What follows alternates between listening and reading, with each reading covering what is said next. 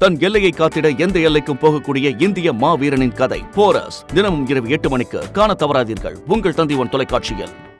அரசு கலை அறிவியல் கல்லூரி சேர்க்கைக்கு விண்ணப்பித்த மாணவர்களுக்கான தரவரிசை பட்டியல் இன்று வெளியாகிறது. தமிழகத்தில் 164 அரசு கலை அறிவியல் கல்லூரிகள் இயங்கி வருகின்றன. இவற்றில் இளநிலை பட்டப்படிப்புகளில் சுமார் 1,07,000 இடங்கள் உள்ளன. இதன் சேர்க்கைக்கான விண்ணப்ப பதிவு இணைய வழியில் கடந்த 5ஆம் தேதி தொடங்கி கடந்த வெள்ளிக்கிழமை முடிவடைந்தது. மொத்தம் 2,58,527 மாணவர்கள் விண்ணப்பித்துள்ள நிலையில் சுமார் 2,11,000 மாணவர்கள் கலந்தாய்வில் பங்கேற்க உள்ளனர். இந்நிலையில் விண்ணப்பித்த மாணவர்களுக்கான தரவரிசை பட்டியல் அந்தந்த கல்லூரிகளுக்கு இன்று அனுப்பி வைக்கப்பட்டு மே 28 முதல் ஜூன் 29ஆம் தேதி வரை 2 கட்டங்களாக மாணவர் சேர்க்கை நடைபெறவுள்ளது.